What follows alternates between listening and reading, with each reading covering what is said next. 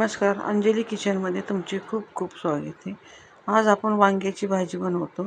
तर झटपट अशी वांग्याची भाजी आज आपण बनवणार आहे. गॅसची बचत कशी करायची हे आपण आज दाखवतो आहे. तर इथं बघा, आता पाव किलो वांगी आपण घेतली. वांगी स्वच्छ धुवून ही चुरून मी पाण्यामध्ये ठेवलेली आहेत. त्यानंतर आपल्याला त्यासाठी शेंगदाण्याचा कूट लागणार आहे.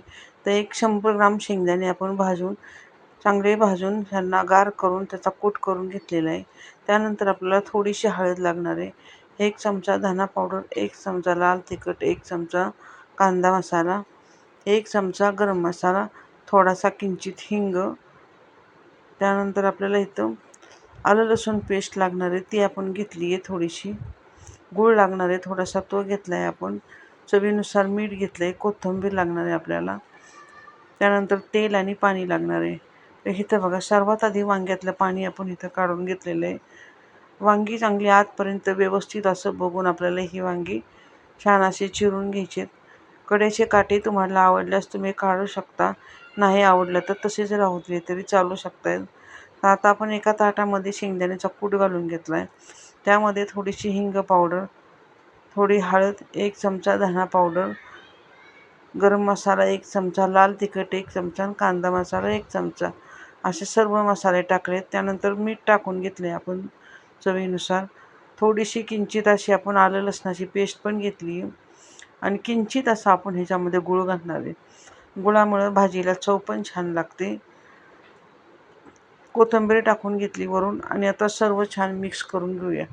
वरून थोडी आपण इथं ओलसरपणा येण्यासाठी तेलाची धार टाका किंवा थोडंसं पाणी टाका. अगदी 1 चमचाभर पाणी टाकलं तरी चालू शकतं किंवा अर्धा चमचा तेल टाकलं तरी चालू शकतं.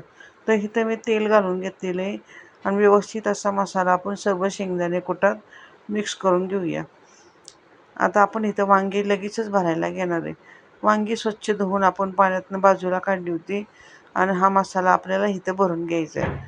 अशा पद्धतीने दाबून दाबून वांगी आपण छान भरून घ्यायची. व्यवस्थित असा आपण चांगला मसाला हा दाबून भरून घेऊया. आता सर्व वांगी आपली आता भरून झालेली आहेत. इथं बघू शकता तुम्ही. उरलेला मसाला आपण बाजूला ठेवला आहे. कुकर ठेवलेला आहे तापायला. आपल्याला इथं आता फक्त 1 शिट्टीमध्ये वांग्याची भाजी करायची.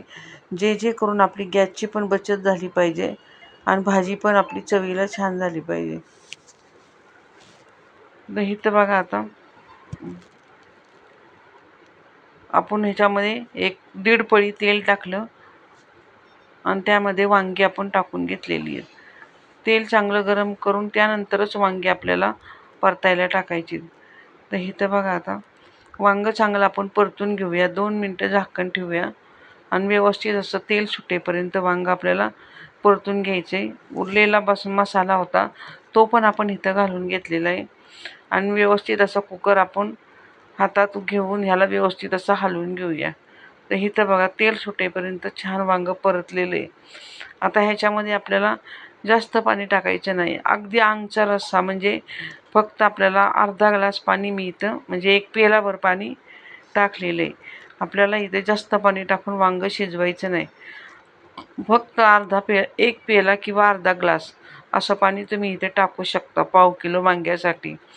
आता ह्याला झाकण लावून घ्यायचं आणि मध्यम आचेवर आपण हे वांग्याला 1च शिट्टी करून घेणार आहे. लगेचच मी गॅस बंद करून घेतलेला आहे आणि गॅस बंद करून आपल्याला हे वांगं असंच एक थोडा वेळ ठेवून द्यायचं आणि त्यानंतर आपल्याला झाकण उघडायचं. तर इथं बघू शकता, आपल्या गॅसची तर बचत झालेलीच आहे, पण आपलं वांगं पण छान शिजलेलं आहे. तर एका प्लेटमध्ये आता आपण इथं वांग्याची भाजी काढून घेऊया.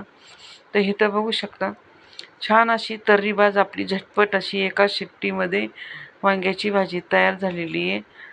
अगदी चविष्ट अशी ही झटपट वांग्याची भाजी बघा तुम्ही एका शिट्टीमध्ये करू शकता. शिवाय आपला गॅसची पण बचत होती आणि झटपट अशी ही रस्सेदार वांग्याची भाजी मस्त अशी आपली तयार झालेली. वांगं पण इथं व्यवस्थित असं छान शिजलेलं आहे आणि रश्श्याला पण तितकाच घट्टपणा आलेला आहे, कारण आपण ह्यात पाणी प्रमाणाच्या बाहेर टाकलेलं नाही आहे. पाणी प्रमाणात टाकून जर वांग्याची भाजी जर तुम्ही केली तर कुकरमध्ये अशा पद्धतीने वांग्याची भाजी जर तुम्ही केली तर भाजीचा रश्श्याला चव पण तितकी छान लागते आणि वांगं पण व्यवस्थित शिजलं जातं.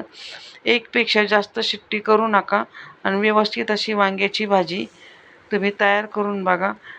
आणि आजची रेसिपी जर तुम्हाला आवडली असेल तर चॅनलला सबस्क्राईब करा, शेअर करा, कमेंट करा. धन्यवाद.